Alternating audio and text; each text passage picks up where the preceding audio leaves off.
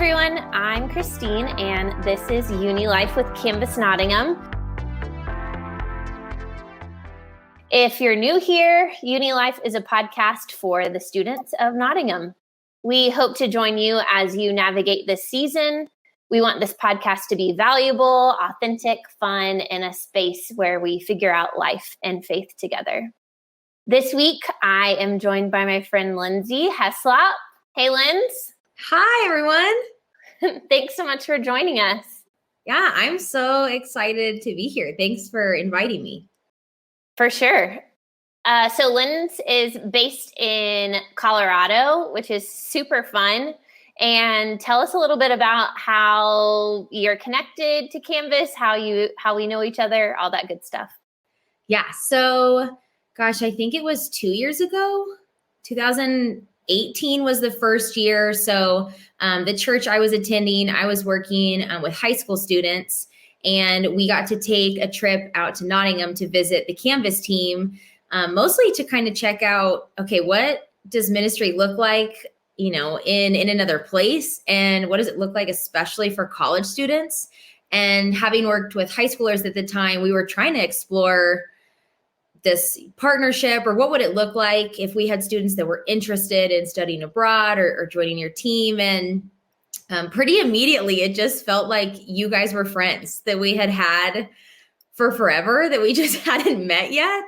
And so that first year was so fun. We got to see 7-Eleven, maybe you call it something different now. And then we hung out over at, what's the event you guys do over at the pub across the street? The Navy Club? Yeah, we did. There was like an event over there we got to see, and we got to just hang out at the house and meet a bunch of students and kind of just be a part of your world for a week, it was incredible. It was so fun. And we enjoyed it so much that we came back again the next year. So then again in 2019, we got to go, and that part was so cool, having been back a year later and getting to see the same students again, but to hear how their life was different, just to see how you guys have grown and what you were up to. So yeah, I feel like you're just friends that have become really dear to us, that we just have known for forever and only found out 2 years ago. I totally relate. I remember those first few days together and just like instant connection and friendship amongst our two teams. And I echo what you said about getting to come back the second year. It's rare that people come to visit in general from the stateside, but getting to come back 2 years in a row and, like you said, continue to build on that relationship was huge. And we missed it so much this year, truly. I mean, it already wasn't in the plan to go back. And then obviously with COVID, that wouldn't have happened anyway. But Cole and I, my husband, we got to go together. And so it was around December timeframe. And we were just feeling like a piece of our rhythm or something was missing, that we didn't get to come see you guys. And so we miss you. Same. If we can make it happen again in the future, I am all for it. Yes, I would love that. So fast forward to now, what you're up to now, I feel like we've kind of continued to build on this like connection and friendship and ministry and all of those things. So where are you at now, and what does that connection to Canvas look like? Yeah, so I am at a new church now. So a team of us, there's 3 of us, decided to this fall, or last fall, I guess, now that we're in 2021, plant a new church. This kind of dream that we had for something different. And so that has launched, and it is off the ground. It is going, which has just been wild and good and really beautiful. And we were then talking as a team. So one of the other teammates has also been to Canvas and knows you guys well and loved his time there too. And so we had just been talking about, what do we want to be a part of the start of this thing, and what's important to us, and what do we believe in? And it just happened really naturally that we were kind of both thinking the same thing, just waiting for the other person to say it, which was like, we love Canvas and we want to continue to support what they're doing. we felt the sense of belonging that they create for students. And we want to be a small part of that. And we want to continue to just encourage you guys and do what we can to stay connected and interested in just what you're up to. So that's been kind of fun now too, to get to say, we get to keep going. Like, it doesn't have to stop. And I'm excited, just to see where that goes. But yeah, so I work at a church. I get to lead and I get to preach, and it's kind of our life. Yeah, definitely. It has been so fun to get to see a small glimpse of this new chapter that you have entered into. And I'm so pumped about all of us getting to partner together. For those of you who don't know much about kind of the behind the scenes of Canvas, it's a charity that is funded by a lot of individuals and churches and different people around the world.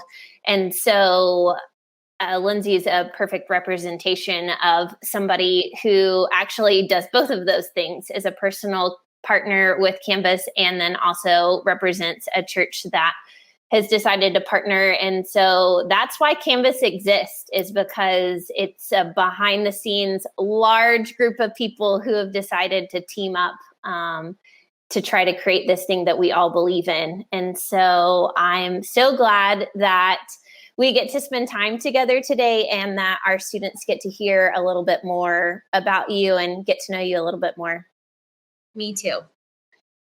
So it was interesting how this all came about, this episode.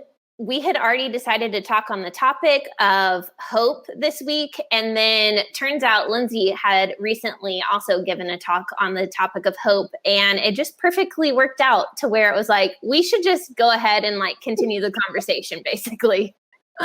And so that's what we're going to do today. We're going to talk about hope.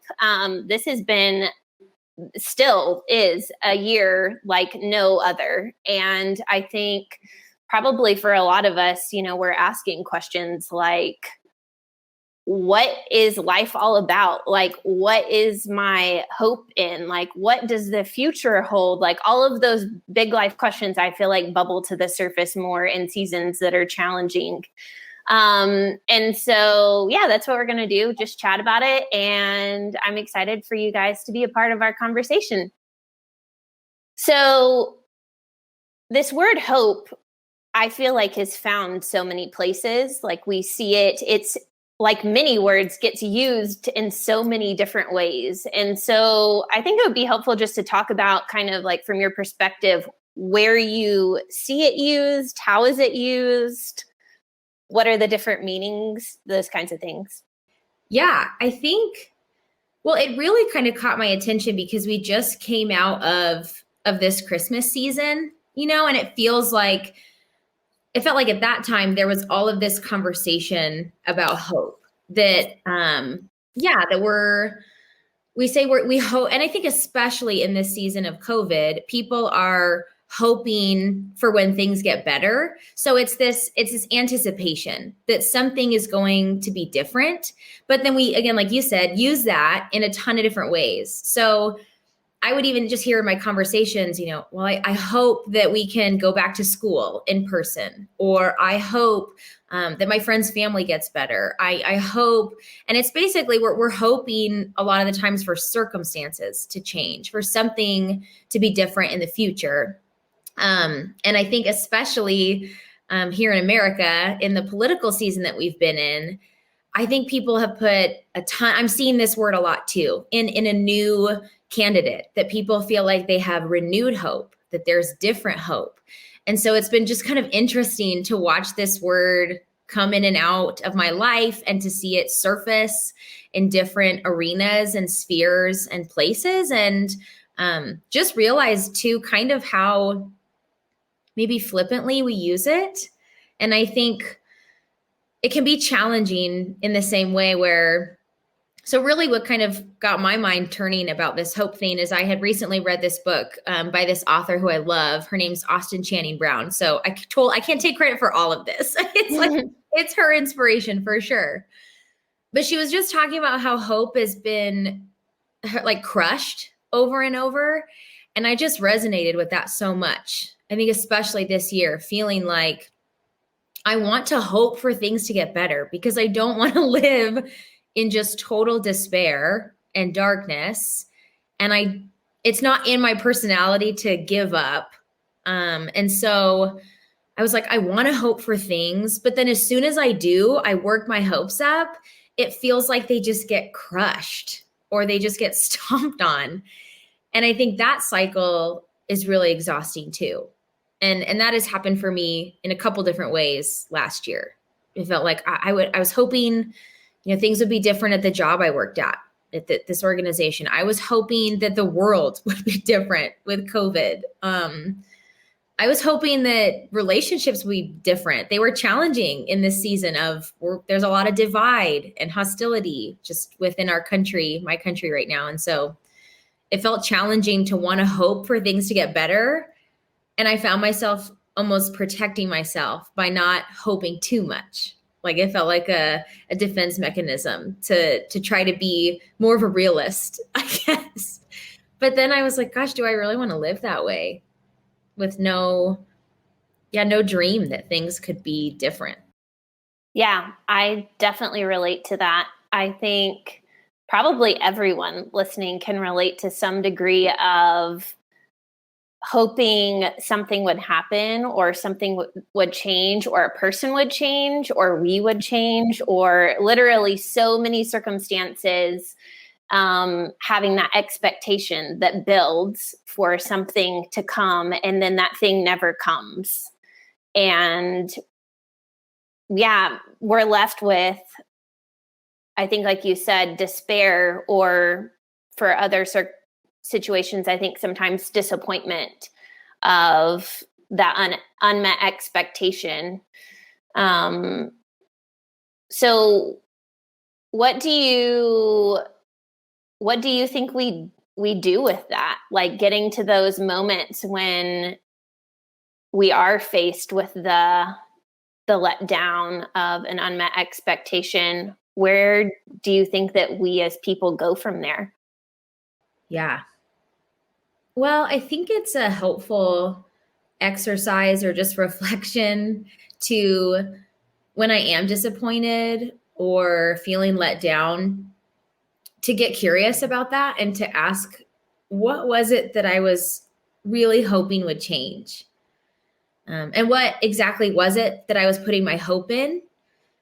And not was that fair, but is that serving me? Is that moving me towards the kind of life or person or relationship I really want to be in or that I'm desiring? So I think, whether it's with a friendship or something, if I feel let down, I'm like hoping this person would change. I think it's helpful to go, oh, I was putting my hope in this thing that I have no control over. And is that really where my hope should be resting? Is it unfair to be hoping something of someone that maybe they're, I don't know, not capable of, or I'm putting so much expectation on this person that is a lot to carry. And I think we do this to ourselves too. So I think in a lot of situations, I've been able to now reflect and go, why am I feeling so disappointed by this? And it's something where I go, oh, I was putting a ton of hope in myself that like, if I just, worked hard enough or said the right thing or did the perfect equation of things, that I had the power to somehow change this situation, that it was within my control. And I think sometimes that one stings even more because I was operating under this illusion that, it was just up to me. And so why can't I just change this? Yeah. Yeah, I think that is really hard because in those moments when we realize we have let ourselves down or haven't fulfilled that hopeful expectation, like there's nowhere to turn. There's no one to point the finger at or put the blame on. Like sitting in that is uncomfortable for sure. Yeah. Well, and I think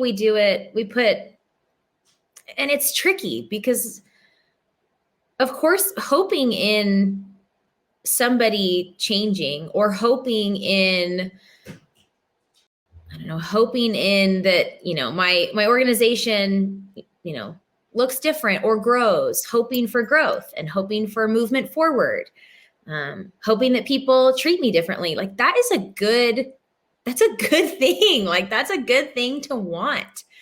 And so it's tricky to feel like, okay, so then is this not a good thing to want? And so it can feel very confusing. Like, well, if I can't put my hope in this person or in this system or in this, even in myself, then like, where does it go? Or what should I hope in? Or are you telling me then that I just shouldn't wish for things like growth and I don't know, these good things that we want out of life? Yeah. I think while you were talking, it made me think maybe there are two different things. Like maybe there's nothing wrong in hoping for certain things, certain circumstances, more good to come about, in life. And maybe on the other hand, there's a difference in what we're putting our hope in, potentially. For sure. I think there's definitely something in that. I think sometimes too, hope can almost take on these different shapes. So I think right now in America, we're facing this kind of moment where we're being asked, what do we want out of the future? How do we want to move forward?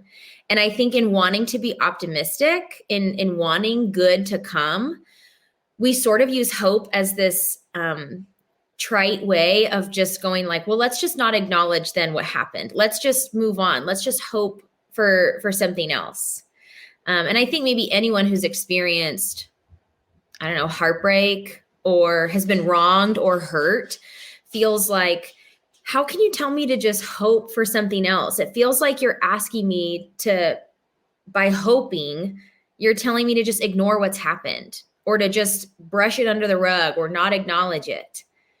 And I think that can be really painful. So I think in being well-intentioned, we want to tell people to hope or to encourage people to, like you said, want good things. But then, hope also comes with an acknowledgement of where we are and where we've been. And I don't think we can let go of that piece if we want to get to a really true understanding of what it means to hope.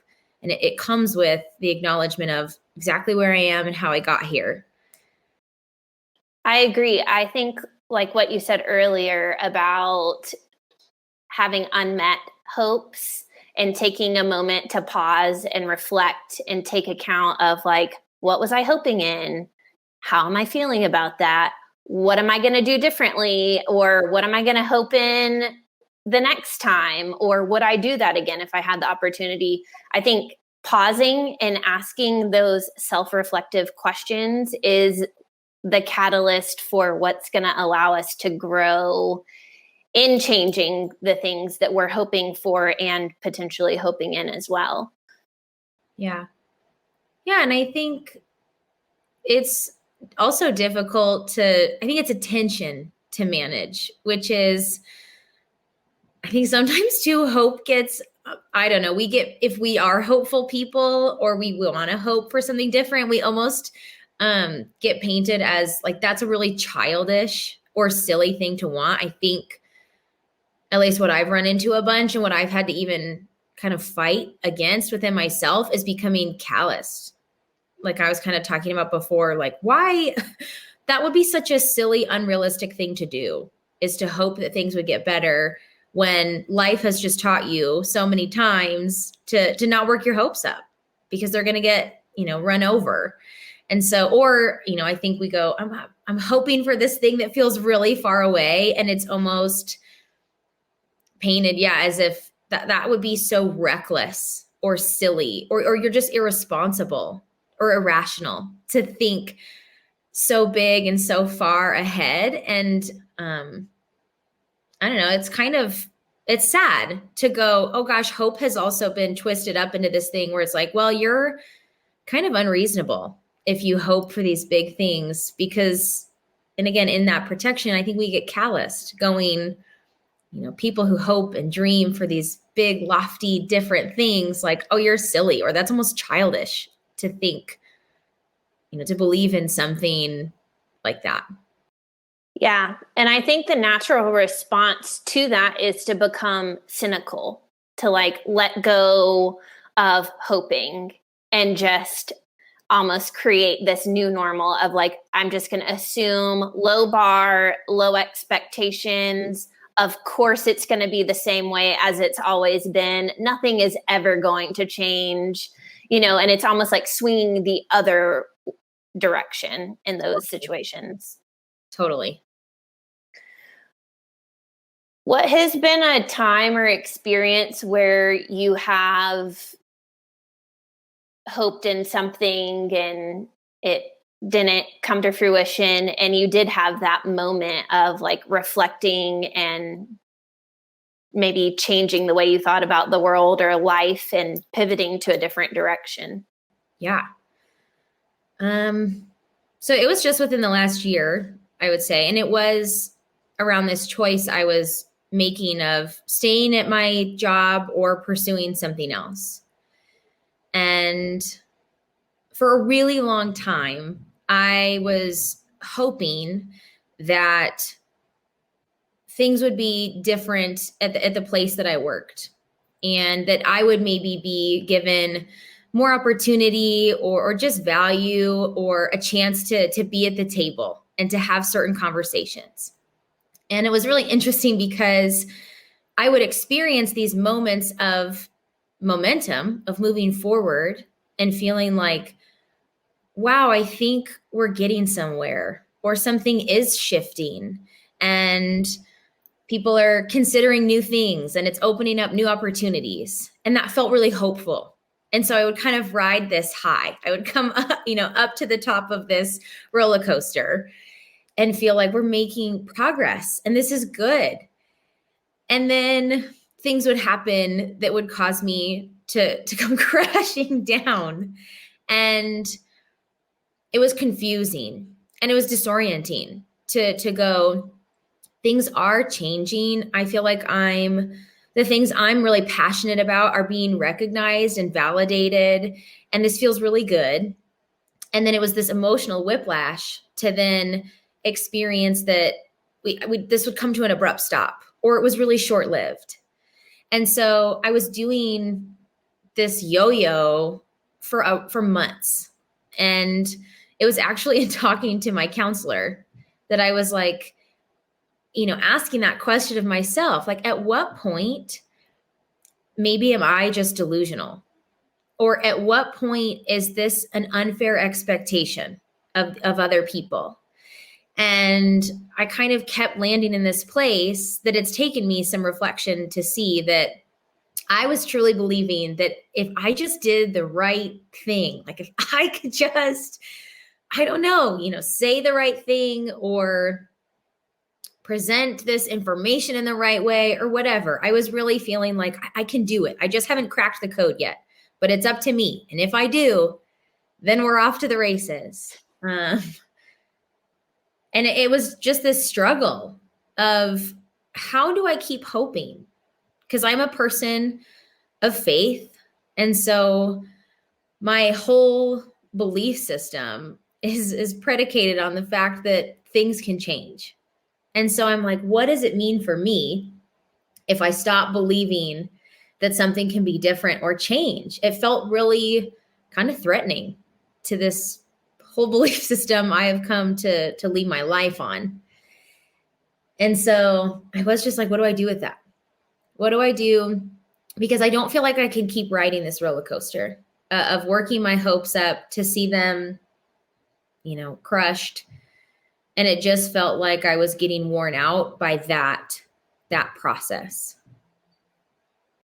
Yeah. One thing that stood out to me as you're telling that is it sounds like there came a point in time through navigating, trying to do everything you could to be the change, to achieve the hopeful thing that you wanted to see happen, while also having, on the other hand, this belief that things can change. And so I think, what was it like for you to come to the realization that maybe in this instance, you personally weren't going to be the change, but then what did that do to like your predicated belief that like change can happen? Did you still believe change could happen and it wasn't going to come from you, or did that alter this foundation of faith that you had?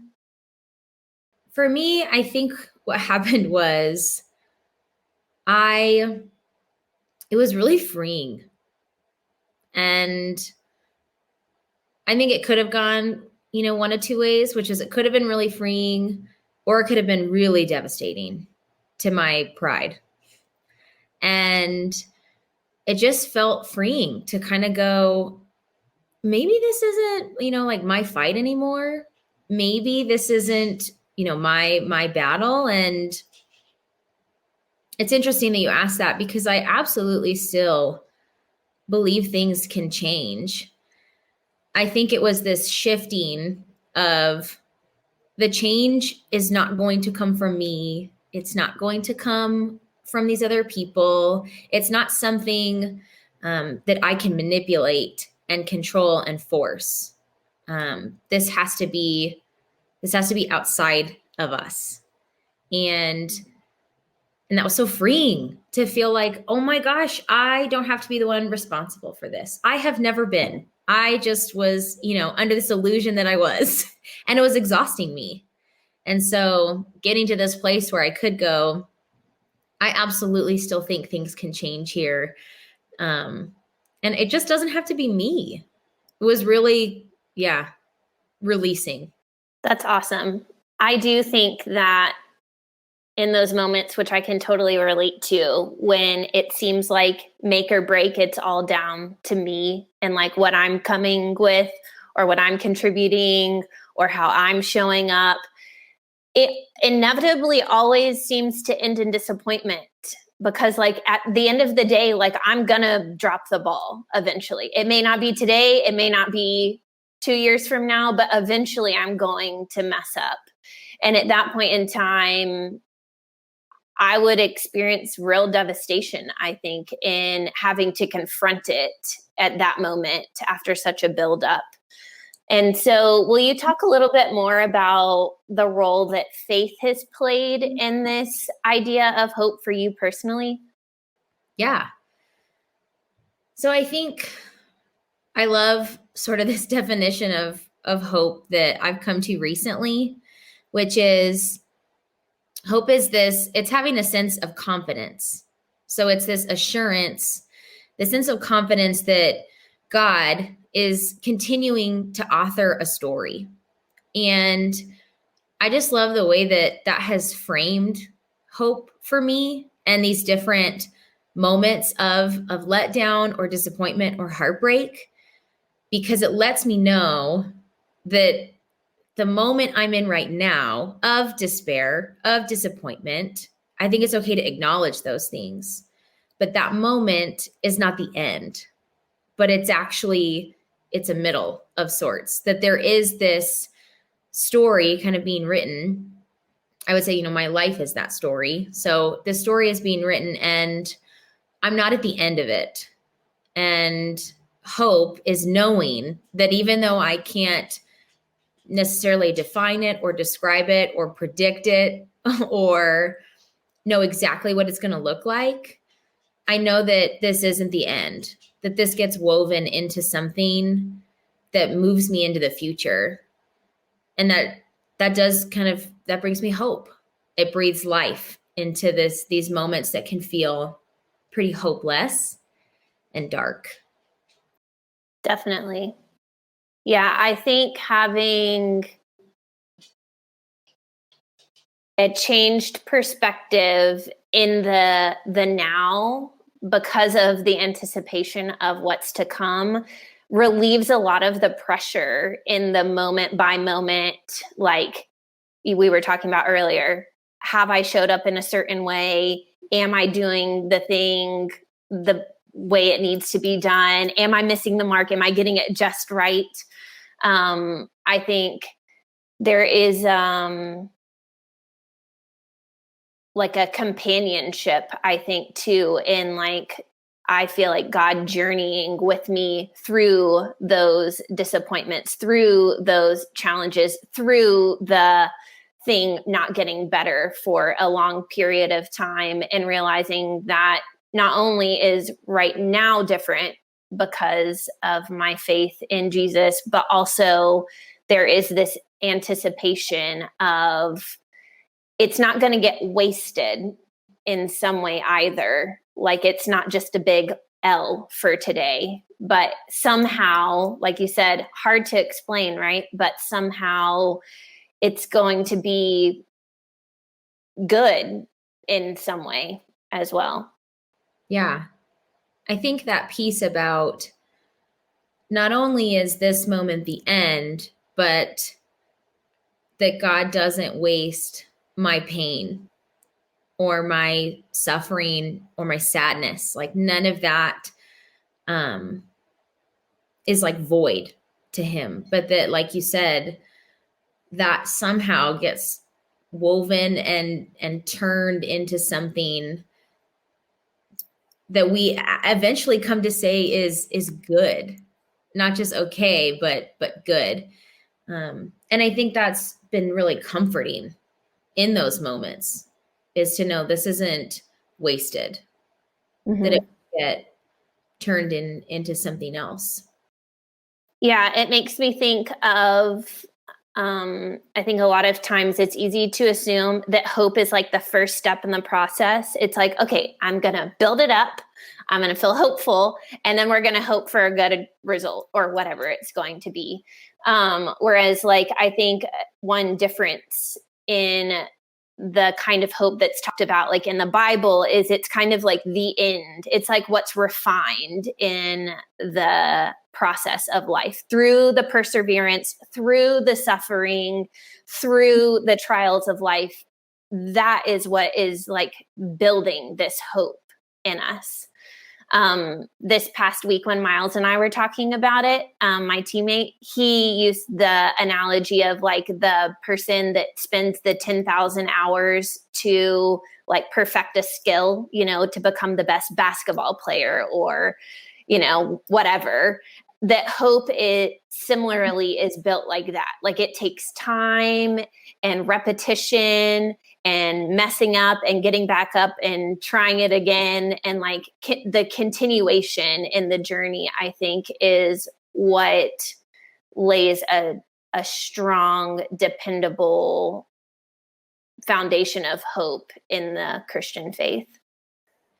I love that picture of, you know, I imagine, just even as you're saying that, I'm imagining, you know, somebody, one of the greats, I don't know, whoever you think is the greatest, because everyone, that's, you know, a hot take. Yeah. So you're picture the GOAT, you know, and I imagine that in the beginning, it was like, I can't step up to this free throw line and think and just hope I'm going to make it. But this confidence I have now, after years and years of journeying and seeing it work out and also seeing it not work out, that's what gives me the confidence that when I step up to this line to do this, I have, like you're saying, this well of confidence. And I think too, what struck me about what you were saying is, in kind of this maybe cheaper, like shadow version of hope, that's still all on me. Like, I have to work up the hope, and then I have to be the one to rebuild it. And it still is centered on, it's within me. And I think what's different about having faith in Jesus is that he is sustaining it. This event that happened in history that has already happened is sustaining my hope. And it's not coming from within me to be able to work my hopes up, but it's actually being sustained by something outside of me. And I think that is so different too. To hope for something is not just like, I have to find it within myself to build up the strength to believe in this and then to rebuild when it gets shattered. But it's really coming from something outside of me that's kind of moving me forward, like you said, in this journey, in this story. Yep.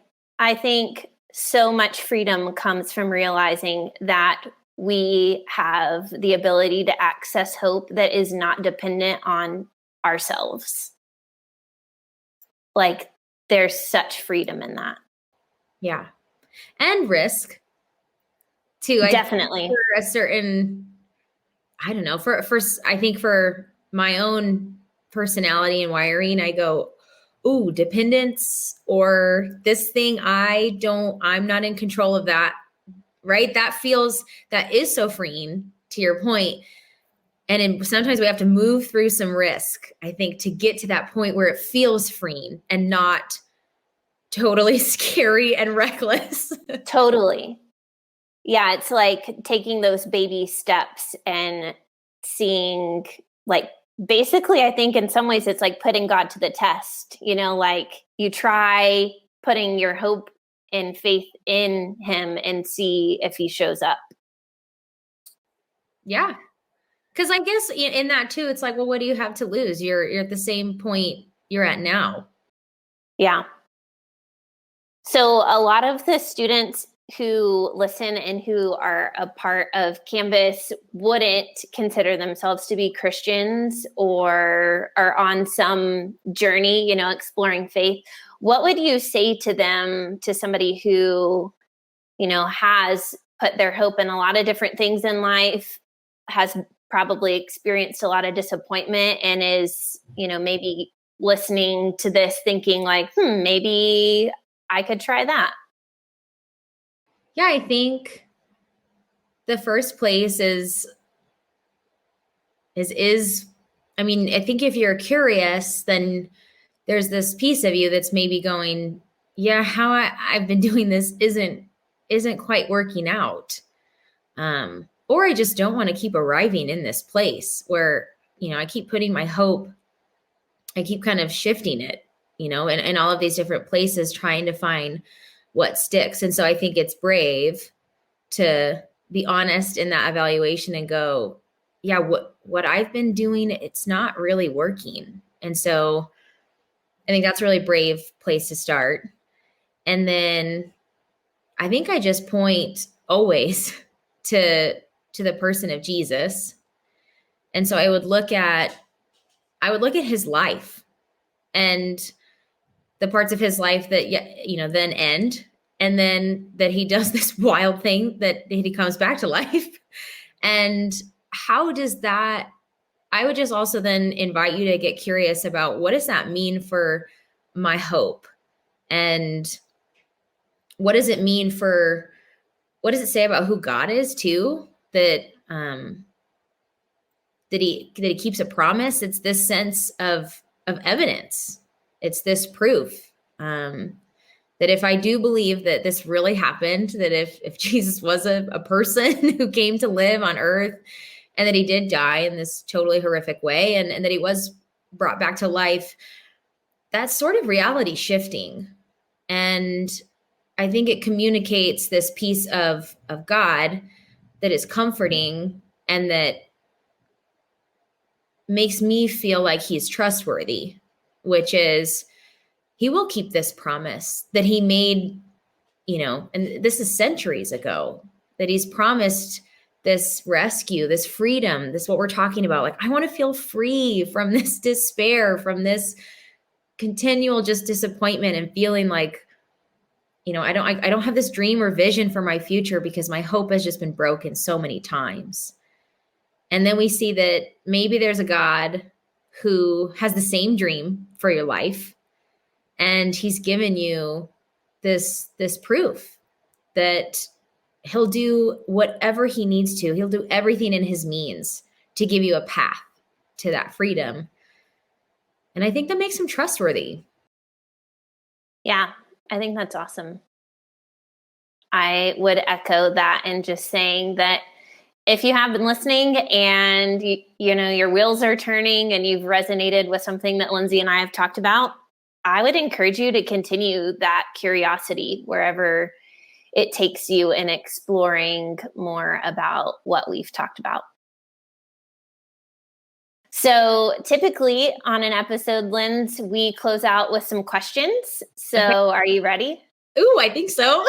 All right. So first of all, finish this sentence. Community is connection. What is your favorite takeout, or here we call it takeaway food? Oh my gosh, ramen. Ooh. I love it. There's this spicy chicken ramen from this place in Denver that we love. And I dream about it. Oh my, I'm coming back to Colorado just for that. Yes. First to see you, of course, but secondly, ramen. What's something that you have binged recently and really enjoyed? Ooh, well, we just binged Man in the High Castle, which is, I think, on Amazon Prime. So it's a kind of a apocalyptic alternate reality from World War II. And yeah, totally fascinating and fun and drama-y. I'm going to have to check that one out for sure. And what's something that you've been grateful for recently? Yeah, I'm grateful. I think in this season that has been isolating and challenging and just full of transition, I've been really grateful for just steady, consistent friendship.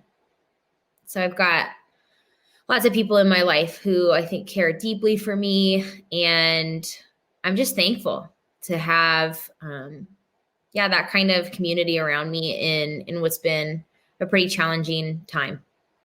Yep, that's a game changer for sure. All right, last but not least, it's would you rather? Ooh, fun. Okay.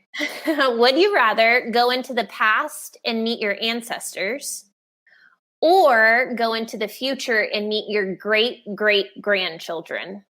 Oh my gosh. I'm going to say, I think I would rather go into the past to meet my ancestors. Maybe that's selfish because I'm like, I want to know a little bit more about where I came from. Going into the future wigs me out a little bit because I'm like, maybe I did some stuff that messed this up. And I got like, I don't know, crazy grandchildren or something.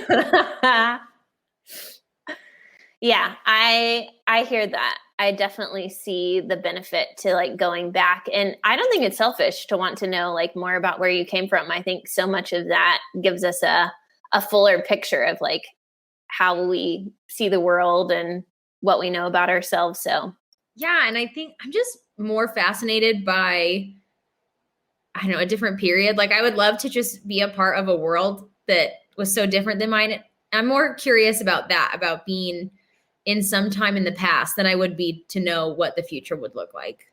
Yeah, definitely. All right, everyone. Thank you so much for joining us on this episode of Unilife with Canvas Nottingham. If you haven't already, check us out on social media. We're on Facebook and Instagram at Canvas Nottingham. If you have thoughts, questions, disagreements, whatever you think about this episode and you would like to share them, we host a podcast discussion every Monday afternoon at 12:30. Check out our social media. You can find the Zoom link there. We would love to see you. Linz, thank you so much for joining us. It has been such a good time chatting with you. Thank you so much for having me. It has also been a blast. And Canvas students, I am thinking of you fondly and missing you and wishing you the best. Awesome. We'll see you guys next week. Bye. Bye.